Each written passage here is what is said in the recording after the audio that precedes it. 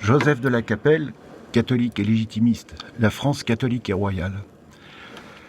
Depuis 496, au baptême de Clovis, la Sainte Église a baptisé Clovis et Clovis a défendu la Sainte Église. Et pendant des siècles et des siècles, ça a été ce qui a fait l'identité profonde avec toutes les autres dynasties européennes, l'identité profonde du monde occidental, et catholique et royal. Ensuite, le protestantisme a fait exploser l'Europe,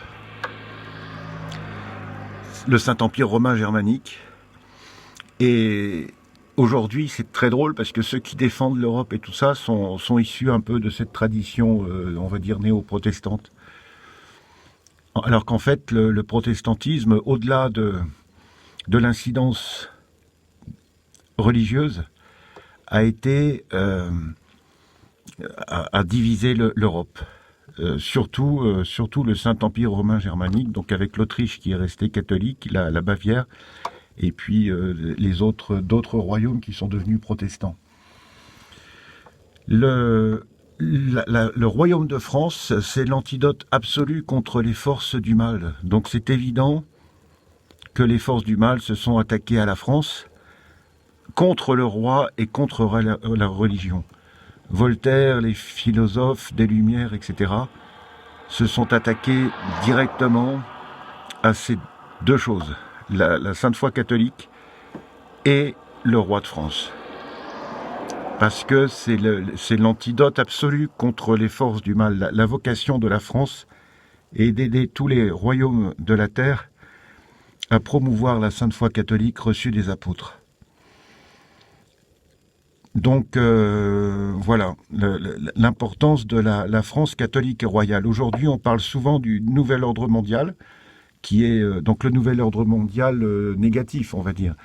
Donc la Troisième Guerre mondiale, les peuples qui ont peur, et puis après un antéchrist avec une nouvelle religion, etc., et qui, en fait, ça devient un fascisme mondial. Mais il y a aussi, on va pas dire un nouvel ordre mondial, mais il y a un concert des nations qui est catholique. Alors le plan de Dieu, il peut y en avoir plein, mais on a déjà des choses qui montrent un certain nombre de choses. Par exemple, la France est la fille aînée de l'Église. Donc les choses s'articulent comme ça, c'est-à-dire que d'une certaine manière, tous les royaumes catholiques sont vassaux de la France, et les royaumes païens peuvent être amis avec la France dans la mesure où ils peuvent faire la promotion de la Sainte Foi catholique. Par exemple, l'empereur du Japon, ils ont une histoire qui est de 2500 ans, je crois, la dynastie japonaise. Donc, bon, ils peuvent devenir catholiques, évidemment, mais ce qu'il faut, c'est surtout que l'empereur du Japon permette que la Sainte Foi catholique se répande au Japon. Voilà.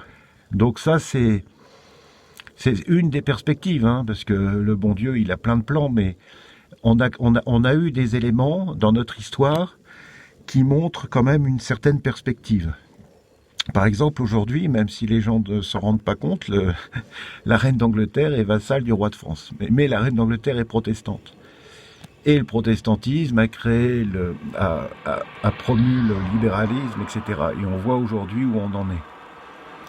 Donc l'importance de la France catholique et royale. Et chaque personne dans le monde, même s'il est fidèle, par exemple un japonais qui est fidèle à l'empereur, peut avoir un amour particulier pour la France sans du tout trahir son empereur.